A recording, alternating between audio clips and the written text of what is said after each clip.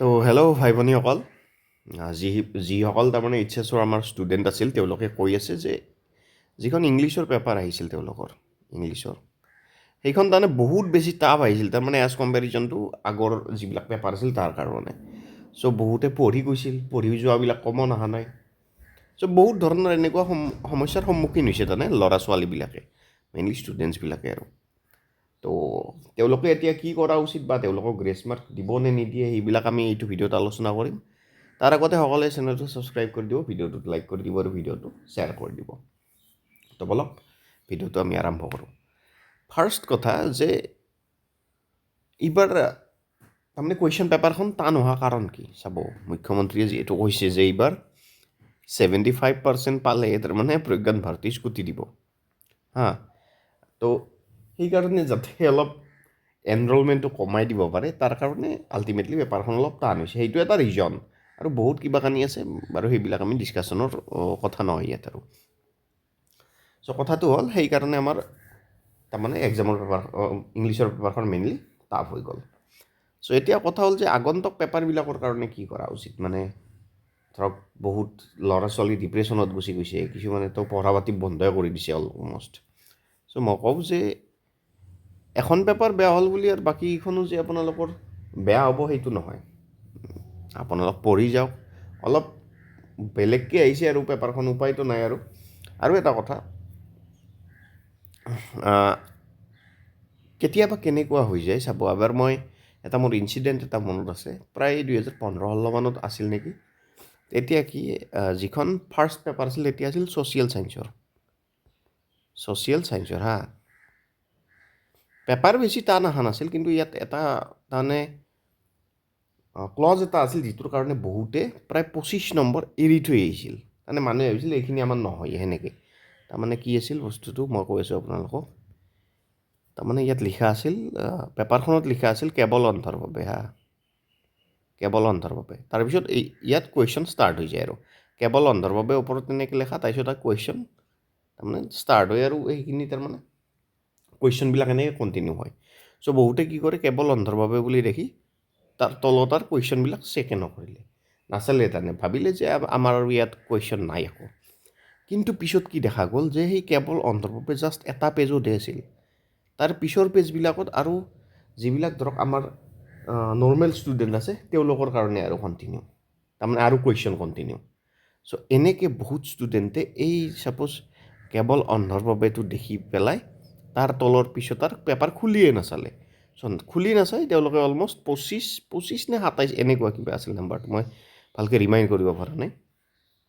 25 নে 27 নম্বৰ এৰি থৈ আহিল। হয়তো আপোনালোকে যদি আপোনালোকৰ ধৰক কোনোবা দাদা বাইদেউ আছে তেওঁলোকক সুধিলে গম পাব এই বস্তুখিনি আপোনালোকে।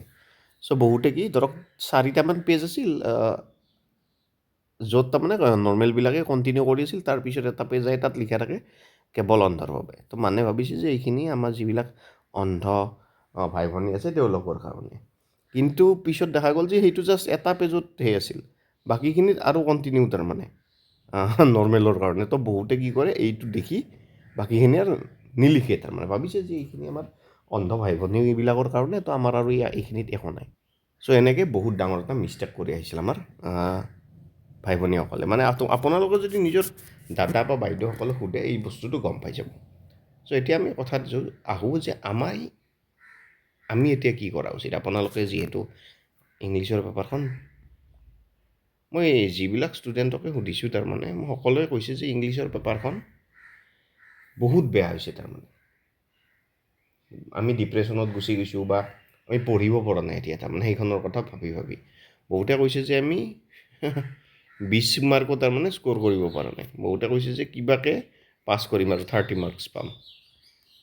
আৰু এটা কথা যে ইংলিছত ফেইল কৰিলে তো ফেইল আৰু এনে আপোনালোকৰ ধৰক সেইখন সেইও নহয়, পাছ কৰ্ছো আপোনালোকে কৰি দিব নোৱাৰে, মানে এইখন আপোনালোকে 4th ছাবজেক্টতো ইনক্লুড কৰি দিব নোৱাৰে। পাছ কৰ্চ নহয় বাৰু, 4th ছাবজেক্টতো আপোনালোকে ইনক্লুড কৰি দিব নোৱাৰে। চ' ইংলিছত ফেইল কৰিলে ট'টেলি ফেইল। কিন্তু আমি যিমান দেখা পাওঁ তাৰমানে অসম এডুকেশ্যন ছিষ্টেমত এতিয়ালৈ ধৰক প্ৰিভিয়াছ ৰেকৰ্ডবিলাক দেখিলেও আমি গম পাওঁ যে ইয়াত গ্ৰেছ মাৰ্ক বহুত দিয়ে। তাৰমানে আমাৰ অসমত গ্ৰেছ মাৰ্কটো আপোনালোকে বহুত পায়। ছাপ'জ মই লাষ্ট ইয়েৰৰ কিছুমান ৰেকৰ্ড চাই আছিলোঁ, তাত কিছুমানে ধৰক 20 মাৰ্কছ পাইছিল হা, চ' তাক +10 কৰি গ্ৰেছ মাৰ্ক কৰি তাক কিবাকৈ পাছ কৰাই দিছে। আৰু কিছুমানে ধৰক এনেকুৱাও দেখিছোঁ, ধৰক 22 পাইছিল, তাত +8 কৰি গ্ৰেছ মাৰ্ক দি পাছ কৰাই দিছে। তাৰমানে এনেকুৱা বহুত কেছ আছে, বহুত। তাৰমানে যিবিলাক এক্সামিনাৰ থাকে, আপোনালোকৰ যিবিলাকে বহি চাব, আৰু তেওঁলোক যদি ধৰক কি বুলি কওঁ আৰু যদি ভাল মানুহ হয়, ভাল মানুহ বুলি কওঁ মানে প্ৰপাৰ ৱৰ্ড ভাল মানুহ নহ'ব, তেওঁলোক যদি ধৰক ভাল মানুহ বুলি ক'লোঁ, তেওঁলোক যদি ভাল মানুহ হয় তেওঁলোকে আপোনালোকক নাম্বাৰ দি দিয়ে। তো সেইকাৰণে কি ক'ম আৰু, বেছি ধৰক দুখত থাকি বা এনেকৈ ভাবি যে আমি এতিয়া ফেইল কৰি যাম, কিবা হৈ যাম, সেনেকৈ থাকি তাৰমানে যিবিলাক আপোনালোকৰ আগন্তুক এক্সাম আছে সেইবিলাক বেয়া কৰাটো তাৰমানে কোনো পধ্যেই তাৰমানে জাষ্টিফাই নহয়। কাৰণ এখন পেপাৰ বেয়া হৈছে বাৰু কথা নাই, বাকীকেইখনত আপোনালোকে পাৰ্চেণ্টেজ উঠাই দিব, ভাল পাৰ্চেণ্টেজ এটা পাই যাব। কিন্তু আৰু বহুতে এইটোও ভাবে ন যে বহুতৰ টাৰ্গেটো থাকে 75% যে 75% পালে মামাৰ স্কুটি পাই যাম। কিন্তু এতিয়া ইংলিছৰ পেপাৰখন বেয়া হোৱাৰ কাৰণে পাছ কৰিম, কিন্তু 75% পোৱাটো অলপ টান হৈ যাব। তেনেকৈ বহুত ষ্টুডেণ্টে ভাবি আছে চাগে। তো সেইটো তাৰ আপোনালোকৰ হাতত এটাই উপায় আছে যে বাকী যিবিলাক আপোনালোকৰ পেপাৰ আছে আগন্তুক, এখন পেপাৰ হৈ গ'ল, আৰুতো আপোনালোকৰ 5খন আছেই, 5খনমান তাৰ 4খনৰ কাউণ্ট হ'ব অৱশ্যে, আৰু 4খনটো পেপাৰ আছেই। সেইকেইখনত নিজৰ 100%টো দি দিয়ক, নিজৰ 100% দিয়ক। অবভিয়াছলি 75 কি 80%টো থাকি যাব যদি আপোনালোকে এইকেইখনত ভালকৈ নাম্বাৰ স্ক'ৰ কৰিব পাৰে। মোৰ বিশ্বাস আছে আমাৰ অসমৰ ষ্টুডেণ্টবিলাক আচলতে বহুত ইণ্টেলিজেণ্ট হয়, তো তেওঁলোকে স্ক'ৰ কৰিব পাৰে। এতিয়া বাৰু ইংলিছৰ পেপাৰখন বাৰু যি হ'ল আৰু, কিন্তু যিবিলাকে ভাবিছে যে আমি ফেইলেই কৰি যাম, একদম ট'টেলি ফেইল কৰিম, চ' তেওঁলোকৰ কাৰণে গ্ৰেছ মাৰ্ক আছে, কিন্তু গ্ৰেছ মাৰ্ক দি দিয়ে, প্ৰায় 10 নম্বৰ মানলৈ গ্ৰেছ মাৰ্ক ইজিলি দি দিয়ে।